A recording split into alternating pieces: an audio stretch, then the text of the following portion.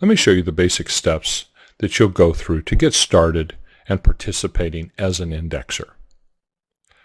Go to the website Indexing.wmv.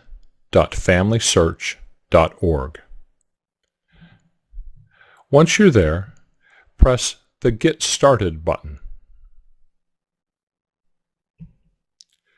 You need to go through these 5 steps.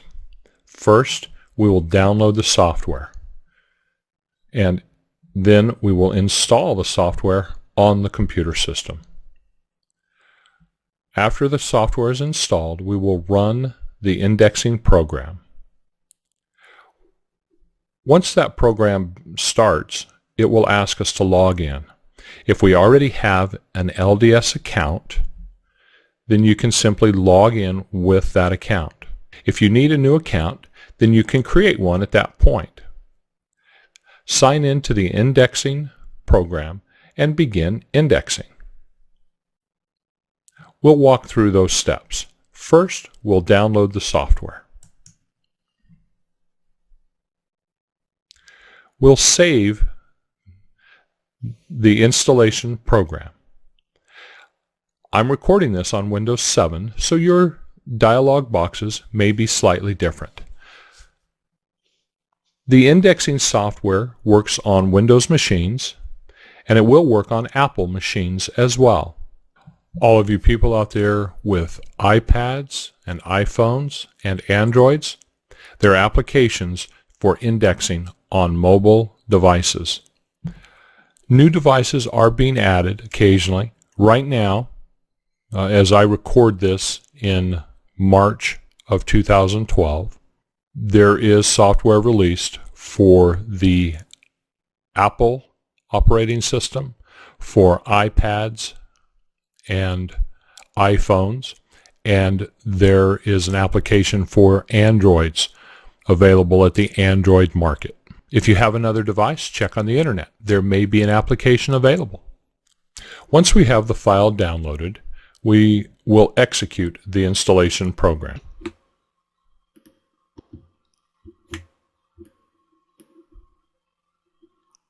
Go through the Setup Wizard.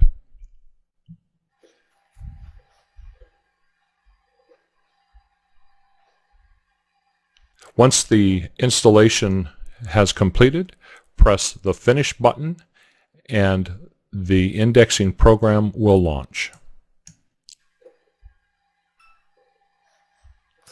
You see here, if you have an LDS account, which is used for family search or for any connection with the Church of Jesus Christ of Latter-day Saints computer systems, that account will work for indexing as well. If you don't have an account, then you will register for a new account.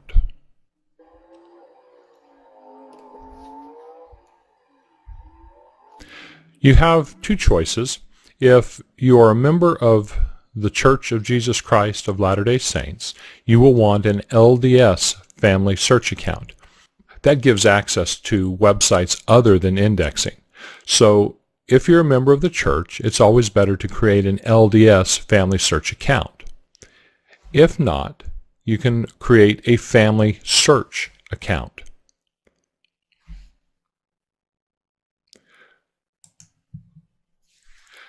To create an LDS account, you will need your church membership record number. You'll get that from your ward clerk or a member of the bishopric, or your family history consultants can direct you to the correct person to get that in your ward. They won't have the membership record number, but they can direct you to the correct person in your ward. You'll type in your membership record number, give your date of birth, and then type in the code that is shown here. The reason for this code is that computer systems will sometimes try to automate a login process.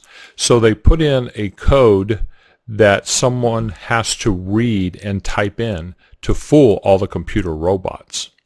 Once you press Next Step, you'll be asked if the computer has correctly identified your account. Press Yes, and you will then be asked to fill out profile information. You'll need to create a username and a password.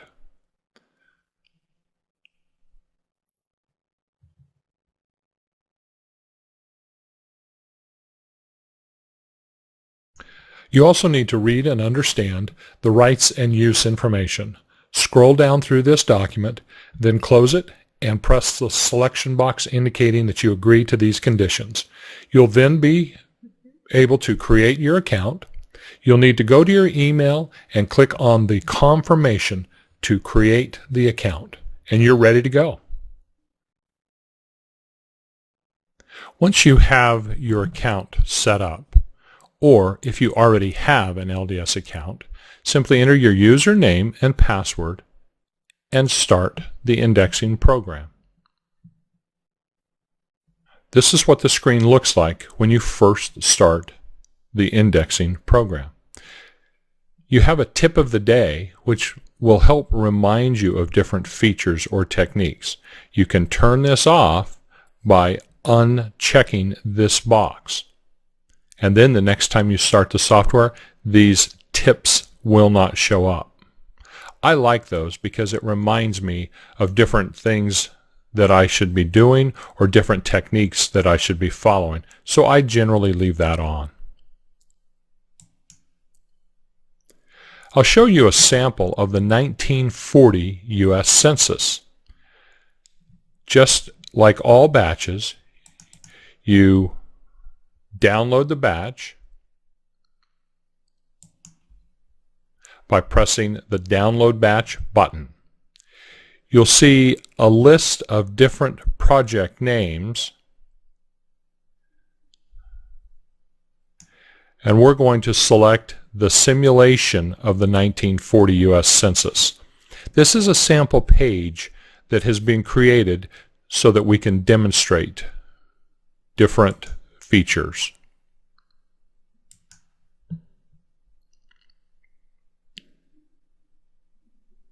This is a reminder to always read the project instructions located on the lower right portion of the screen.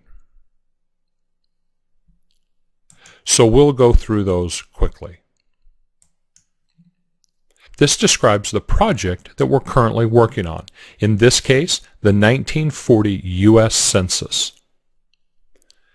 You can scroll down through these pages to get information about the different data that is being requested, what fields should be entered, and how to handle different situations within these data sets. There are also reminders about how to use some of the features in the program.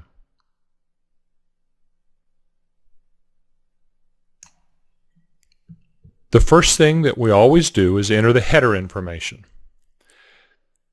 There are different types of records or images. We might have a blank image or an image that is unreadable, and if that's the case, you simply mark it as such and return that batch. In this case, this is a normal image. So we will select image type of normal. We will enter the sheet number, which is located on the upper right portion of this image. And we will enter the sheet letter, which is next to the sheet number on the upper right portion.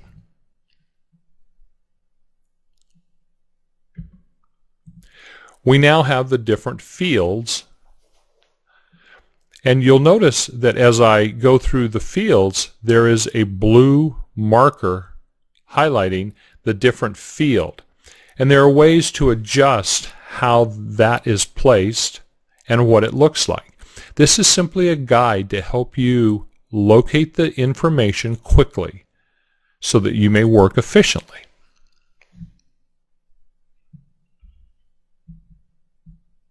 You see that as I enter the line number, the household number is highlighted on the record now. We can also zoom in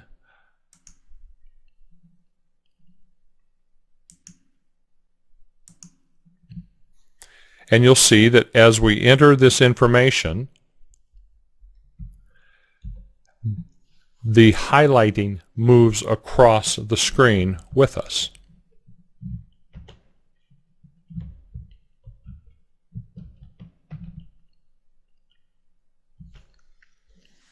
You notice that the given name has been highlighted in red.